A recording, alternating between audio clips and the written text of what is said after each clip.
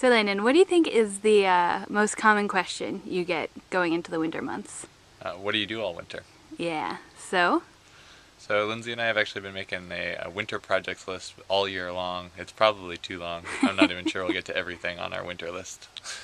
Alright, well we're gonna take a tour on the farm and you're gonna show us some of those winter projects. Okay, here we are, just a few feet away from where we were just talking, staring out over our fleet of 1998 vehicles in assorted sizes and colors.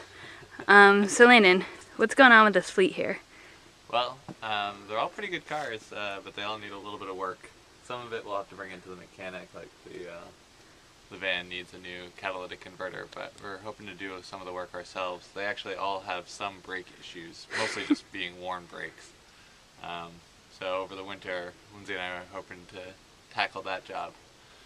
In terms of amount of time you expect this winter project to take, what do you think in terms of man hours? Hopefully for each of the brake jobs, so that the two of us can knock each one of these vehicles off in a weekend each. A weekend each. All right. Well, I look forward to meeting that goal. No, you don't. All right, Landon. Why don't you talk about where we are? So we are on one half of the lower barn.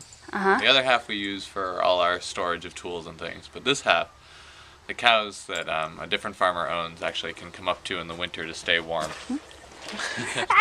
And because of the cows... Can you get out of there? All right, keep going. Lindsay just fell into the manure. All right. That's a shot for you. Ew. All right, keep going. Because the cows can come up here during the winter, it is a big pile of manure that we're standing in the middle of.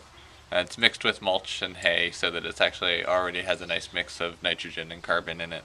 But it makes it great for stuff to compost and spread on our fields. So we'll be scooping out this whole area, putting it in the compost piles, and also hopefully spreading it directly on the fields during the winter. Great. All right, so we're looking out over this implement, and it's kind of awesome looking. Why don't you tell us a little bit about what it does? Alright, this is a manure spreader. Whoa! It was one of the many implements that the Salins already had here, which is excellent. It's made it really easy for us to get started, but hasn't been used in a number of years, and it's looking a little rusted and worn in places, so we're going to try and get it going. Going to first just oil the whole thing up, clean it out, make sure that it actually can move a little bit, and anything that's broken we'll have to fix, but once we get it going, we'll use manure to spread. We'll use it to spread manure over our new fields. It's a good winter project, both because the cold weather keeps the smell down, but also because frozen ground is a good thing to drive your tractor over. You're not going to be able to compact the soil if it's frozen. And if we didn't get this working, how would we spread manure? Like we did earlier this year. We composted all the manure in our compost piles and then spread it wheelbarrow by wheelbarrow. Shovelful by shovelful. Yes. So I'm looking forward to maybe not doing that in such a large scale. Yeah. I mean, we'll still do that in the summer with our compost manure, right? Yes. Okay.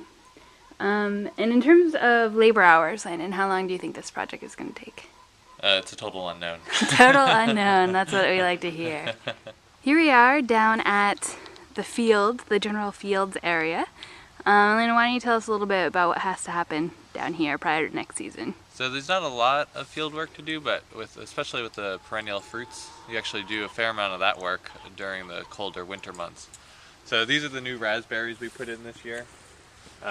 These are ever-bearing, but we use them just as fall-bearing, which means we'll cut all the canes down to the ground now that they are kind of gone dormant for the year.